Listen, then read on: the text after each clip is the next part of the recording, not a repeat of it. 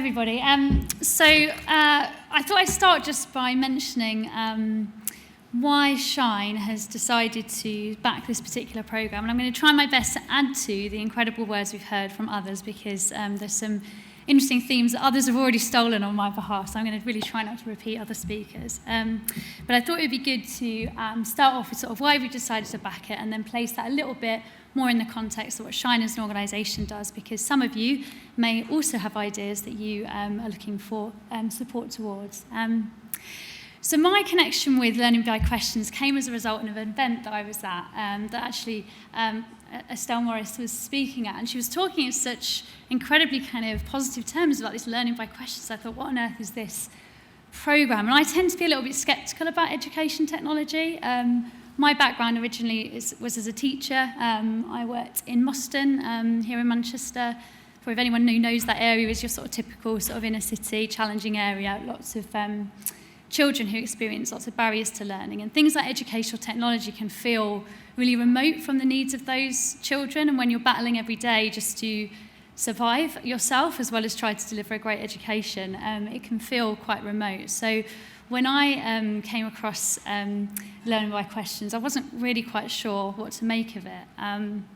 But then Tony came and met with me and talked to me about Learning by Questions. And it was probably within, 10 minutes of our conversation that I thought, wow, this thing really would have made a difference to me as a teacher. My least favourite job as a teacher, and it speaks to what Estelle was just talking about then, was sitting late at night often with my book, my kind of class set of books. I was a secondary maths teacher. I taught 180 children a week, and every fortnight I made myself sit down and mark the books. And at that point I realised that the lesson I delivered last Tuesday, half the class didn't understand it, a quarter of them got it completely wrong, and the other quarter didn't attempt it.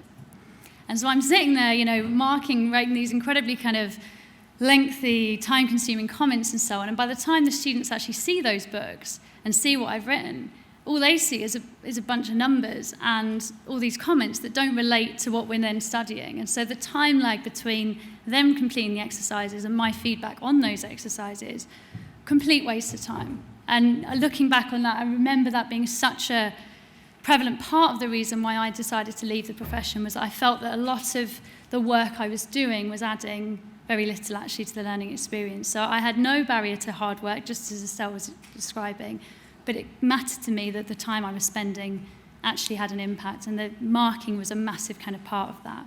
So when Tony came into my office and talked to me about Learning by Questions, I thought, wow, this is something, if that had been available to me in my classroom as a maths teacher in Moston, maybe I would still be doing that job. And it made me think of the enormous potential that this programme has.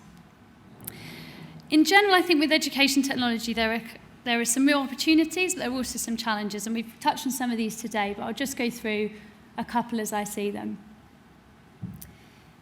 In general, the hardware that schools have invested in, the amount of money that's spent on the kit, often outweighs the amount of money that's spent on actually training the teachers to use that kit effectively to actually change the learning experience. I'm seeing lots of nodding heads, so I can see that there's a number of people who would agree with that kind of statement. Certainly in my class, we spent loads of time creating all these PowerPoint presentations and goodness knows what else. But really, I was delivering an explanation, kids were doing exercises, I was marking the books afterwards. So I massively used technology to increase my workload by creating all these mad animations and images and goodness knows what, but it wasn't really changing the learning experience. And so I think there's a big focus that organisations like LBQ have on actually helping teachers use technology to meaningfully change the teaching and learning experience. I think that's really, really important. The second one, and this is one that I see a lot in my role at Shine, where we come across a number of education technology programmes that try to solve problems that teachers don't really have. Things like, we're going to make maths fun, we're going to make it look like a game, we're going to make English not really about grammar, but about something that's dressing it up as something else. It looks a bit like a computer game the kids play, that type of thing. Quite gimmicky, distracting sort of techniques, but there isn't really a core of learning at the heart of it. And so what happens is that teachers are then trying to engage with this on top of the demands of their incredibly busy roles. Whereas I think what LBQ does really successfully is it actually speaks to what teachers need to deliver. As others have said, if it isn't about school improvement, if it isn't about meaningfully raising attainment, then teachers rightly are not going to go for it.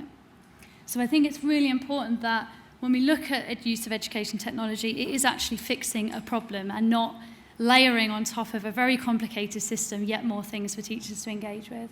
The third important issue, I think, with education technology is how effectively it's implemented. So just purchasing the Learning by Questions kit, just having access to the site itself, doesn't in itself do anything. It's how a teacher uses that in the classroom that matters. And one thing I think is really promising about the LBQ approach is that they actually monitor how the teachers are doing. So if they've licensed a set of LBQ tablets to a class teacher, for example, in Bolton or Rotherham or wherever else, they actually look at how you're using it. And if you're not using it very regularly, or you're not using it in the way it's supposed to be used, they will then use that to target a phone call to check in. Is there any additional training need here? Why is this something that isn't working? Is it a technology issue? Is there some other barrier to why you're not using this in the way it should be done? And I think that focus on implementation, on what does great classroom practice actually look like with LBQ, is really, really important, because it's not just having it or not that makes a difference, it's how you use it and how effectively. And that leads us to this kind of, I guess, the three pillars of what I see as the thing that makes education technology work. I think you absolutely need teachers in the driving seat. You need to respect the professional judgment of our teachers who know the students and and in whose hands the kind of future of these children lies. You absolutely need the teachers to be at the forefront. You need to add to that the best evidence we know about how children learn. Kevin's comments about how LBQ speaks very directly to the evidence around feedback and other elements that we know is very, very important. And finally, technology is the way that things can scale, the way that something that somebody has created in Tony's office or with others together can actually scale through the system. So you can do that and have this working across schools nationwide. But the technology for me is the third part of this equation. It starts with teachers, it builds on science, and technology is the mechanism, it's not the purpose. And I think that's what's really important about this programme and other sort of really great education technology programmes that Shine has supported in the past.